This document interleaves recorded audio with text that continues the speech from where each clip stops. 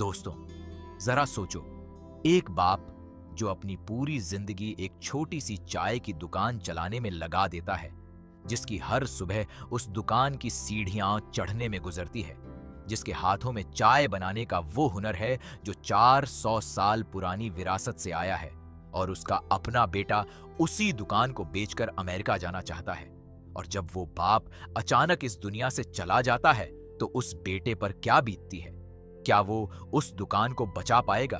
क्या वो उस चाय को बना पाएगा जो उसके बाप की पहचान थी? यही है नवाब कैफे, 2026 की वो तेलुगु फिल्म जो तुम्हें अंदर तक छू जाएगी, जो तुम्हें अपने बाप की याद दिला देगी और जो तुम्हें सोचने पर मजबूर कर देगी कि असली विरासत क्या होती है। तो चलो शुरू करते हैं इस कहानी को, जो हैदराबाद की पुरानी गलियों में शुरू होती है और सीधे दिल में उतर जाती है। हैदराबाद का पुराना शहर, चार मीनार के पास की वो तंग गलियां जहां हर कोने पर इतिहास सांस लेता है। इन्हीं गलियों में एक छोटी सी दुकान थी जिसका नाम था नवाब कैफे। यह कोई आम दुकान नहीं थी। इस दुकान की नींव 400 साल पहले रखी गई थी, जब हैदराबाद नवाब्स का शहर था, जब यहाँ की हवाओं में इत्र और इलायची की खुशबू घुली होती थी। पीढ़ी दर पीढ़ी यह दुकान चलती आई थी और अब इस दुकान की बागडोर थी रंगनाथ के हाथों में। रंगनाथ, जिसे राजीव कनाकाला ने इस फिल्म में जान डालकर निभाया है, एक ऐसा इंसान था जिसके लिए नवाब कैफे सिर्फ एक दुकान नहीं थी। यह उसकी पूजा थी, उसकी इबादत थी, उसकी सांस थी। हर सुबह वो सबसे पहले दुकान खोलता, अपने हाथों से चाय बनाता, वो खास नवाब चाय जिसका स्वाद पूरे पुराने शहर में मशहूर था। उसके पुराने ग्राहक दशकों से आते थे। कोई 50 साल का आदमी कहता, यहाँ की चाय पीकर मेरे बाप ने मुझे पहली बार गोद में उठाया था। रंगनाथ के लिए हर ऐसी बात उसकी रूह में उतर जाती थी। ये दुकान उसकी पहचान थी, लेकिन उसका बेटा राजा बिल्कुल अलग था। राजा, जिसे शिवा कंदुकूरी ने निभाया है, 6 साल की मेहनत के बाद इंजीनियरिंग की डिग्री लेकर घर लौटा था। 6 साल, लेकिन अभी तक कोई नौकरी नहीं। घर में बाप के पैसों पर जिंदगी चल रही थी और राजा को यह बात खलती भी नहीं थी, क्योंकि उसकी नजरें किसी और चीज पर टिकी थीं। उसका सपना था अमेरिका जाना, एक बड़ी कंपनी में जॉब करना, एक बड़ी जिंदगी जीना, वो सब हासिल करना जो नवाब कैफे की छोटी सी गली में कभी मिल नहीं सकता था। जब भी राजा घर आता, रंगनाथ उससे कहता, बेटा, यह दुकान तुम्हारी है, यह विरासत तुम्हारी है। और राजा हर बार मन में सोचता, यह विरासत नहीं, यह जंजीर है। नवाब कैफे की जमीन बहुत कीमती थी। चार मीनार के पास की प्राइम लोकेशन, करोड़ों की जमीन, और एक बिजनेसमैन था जिसकी नजर इस जमीन पर थी।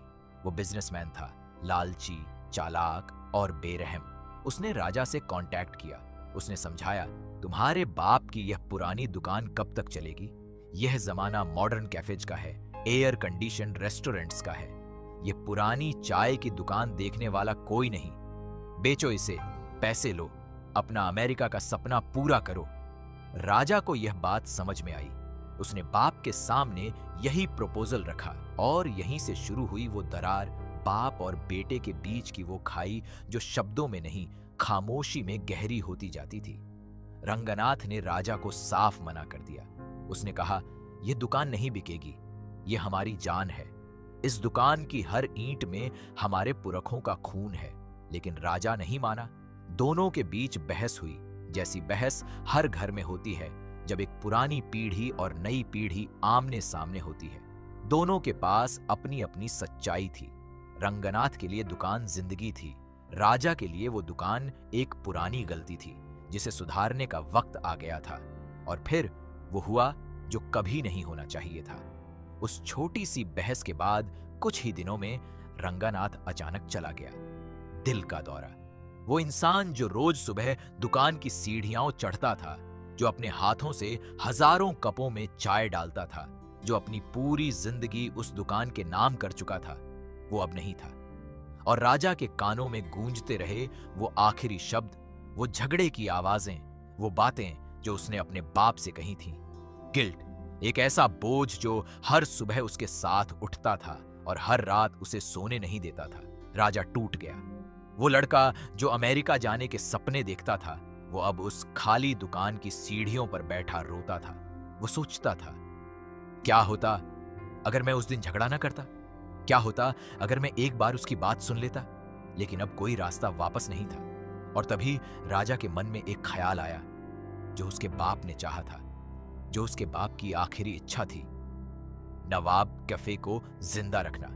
राजा ने फैसला किया, वो दुकान नहीं बेचेगा, वो खुद इसे चलाएगा। लेकिन यह इतना आसान नहीं था। राजा ने कभी चाय नहीं बनाई थी। वो एक इंजीनियरिंग ग्रेजुएट था जिसे चूल्हे और चाय की पत्ती का कोई अंदाजा नहीं था। जब उसने पहली बार दुकान खोली तो पुराने ग्राहकों ने पहला घूंट लिया और मुंह बना लिया। ये वो नवाब चाय नहीं थी, ये वो स्वाद नहीं था। रंगानत की चाय में जो जादू था, वो इलायची का वो सही अनुपात, वो दूध की वो सही मोटाई, वो चाय की पत्ती का वो सही वक्त, राजा को कुछ नहीं पता था। पुराने ग्राहक निराश होकर चले जाते, दुकान सुनसान रहती। राजा की जिंदगी में एक लड़की भी थी, साखी। तेजू अश्विनी ने यह किरदार निभाया है। साखी एक ब्राइट, मजेदार और जमीन से जुड़ी लड़की थी। वो राजा को समझती थी, उसके दर्द को भी, उसकी जिद को भी। उसने राजा को हिम्मत दी। उसने कहा, तुम्हारे बाप ने यह दुकान प्यार से बनाई थी, प्यार से ही इसे चलाओ। सखी का राजा के साथ एक सहज कनेक्शन था। वो रोमांस जो बड़े बड़े डायलॉग्स में नहीं, छोटी छोटी बातों में था। लेकिन राजा के असली संघर्ष के सामने यह रोमांस सेकेंडरी रहा, क्योंकि उसकी सबसे बड़ी लड़ाई तो खुद से थी।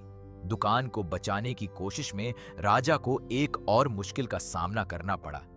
वो बिजनेसमैन जिसकी नजर इस जमीन पर थी, वो अब और अग्रेसिव हो गया था। रंगनाथ के जाने के बाद उसे लगा था कि अब तो राजा जरूर बेचेगा। लेकिन जब राजा ने मना किया तो उसने और तरीके अपनाने शुरू किए। Legal notice, local influence, pressure. वो बिजनेसमैन हर तरफ से राजा को तोड़ने की कोशिश करने लगा। और यहां फिल्म दिखाती है कि पैसा और पावर कैसे एक छोटे इंसान के ख्वाब को रौंदने की कोशिश करते हैं। लेकिन राजा अकेला नहीं था। दुकान के पुराने कर्मचारी, पड़ोसी, पुराने ग्राहक जिन्होंने रंगनाथ को बरसों तक देखा था, वो सब राजा के साथ खड़े हो गए। एक बूढ़े ग्राहक ने राजा को वो नुस्खा सिखाया जो रंगनाथ के बाप ने उन्हें बताया था। एक पड़ोसी ने उसे दुकान की पुरानी रेसिपीज दी जो रंगनाथ ने एक पुरानी डायरी में लिखी थी। उस डायरी को जब राजा ने पहली बार खोला और उसमें अपने बाप की हस्तलिखित बातें पढ़ी तो वो टूट गया।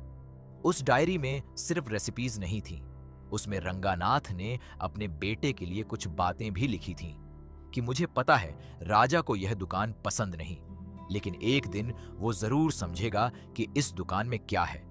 उस डायरी ने राजा को तोड़ा भी और जोड़ा भी। और फिर शुरू हुई असली ट्रेनिंग। राजा ने एक एक चीज सीखनी शुरू की। कौन सी पत्ती कितनी देर उबलती है, दूध कब और कैसे डालते हैं, इलायची की खुशबू कैसे चाय में घुलती है। यह सब उसने उसी दुकान में खड़े होकर सीखा। गलतियां की, फिर सीखा। धीरे धीरे वो नवाब चाय की उस रेसिपी के करीब पहुंचने लगा। और जिस दिन एक पुराने ग्राहक ने पहला घूंट लिया और बोला, हाँ यही स्वाद है, उस दिन राजा की आंखों में आंसू थे। वो आंसू सिर्फ खुशी के नहीं थे, वो अपने बाप के लिए थे। वो एहसास था कि अब वो उसे फील कर सकता था, उसके हाथों में, उस चाय में, उस दुकान की हवा में। नवाब कैफे धीरे धीरे फिर से जीने लगी। पुराने ग्राहक वापस आने लगे, नए ग्राहक भी आए, क्योंकि जो ऑथेंटिसिटी उस चाय में थी वो किसी मॉडर्न कैफे में नहीं मिलती थी। सोशल मीडिया पर किसी ने एक वीडियो शेयर की, चार मीनार के नीचे वो छोटी सी दुकान, वो मिट्टी की खुशबू, वो पुरानी रेसिपीज, और वो वायरल हो गई। लोग दूर दूर से आने लगे उस नवाब चाय को टेस्ट करने। और बिजनेसमैन जो सोच रहा था कि यह दुकान तो वैसे भी डूब जाएगी, वो देखता रहा। लेकिन बिजनेसमैन ने हार नहीं मानी। उसने लीगल तरीके से जमीन पर क्लेम करने की कोशिश की। पुराने कागजात, झूठे डॉक्यूमेंट्स। राजा के पास पैसे नहीं थे कि वो बड़े लॉयर्स हायर कर सके, लेकिन उसके पास कुछ और था। उस दुकान का 400 साल पुराना इतिहास, वो सारे पुराने ग्राहक जो गवाह थे, और वो डायरी जिसमें रंगानाथ ने सब कुछ लिखा था। कोर्ट में जब राजा ने वो डायरी पेश की, जब पुराने ग्राहकों ने गवाही दी, जब उस दुकान का असली इतिहास सामने आया, तो बिजनेसमैन का झूठ टिक नहीं पाया। नवाब कैफे बची। उस जमीन पर उसी परिवार का हक रहा। फिल्म का सबसे इमोशनल सीन तब आता है जब राजा दुकान को उसी तरह सजाता है जैसे उसके बाप ने सजाई थी। वही पुरानी तस्वीरें दीवार पर, वही पुरानी कुर्सियां, वही मिट्टी के कुल्हड़ में चाय।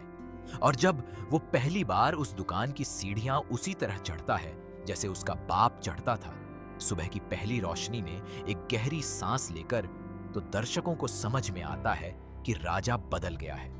वो फ्रस्ट्रेटेड लड़का नहीं है जो भागना चाहता था। वो इंसान बन गया है जिसे उसके बाप ने बनाना चाहा था। नवाब कैफे असल में सिर्फ एक दुकान की कहानी नहीं है। ये हर उस बेटे की कहानी है जिसने कभी अपने बाप को समझने की कोशिश नहीं की। यह उस पल की कहानी है जब हम रियलाइज करते हैं कि जो हमें बोझ लग रहा था, वो दरअसल हमारी सबसे बड़ी ताकत थी। राजा ने जो खोया उसे वापस नहीं ला सकता था, लेकिन उसने जो पाया वो कहीं और नहीं मिलता। उसने अपने बाप को उनके जाने के बाद समझा, उनकी चाय में, उनकी डायरी में, उनके उन पुराने ग्राहकों की आंखों में जो हर बार उसे देखते और कहते, तुम बिल्कुल अपने बाप जैसे हो।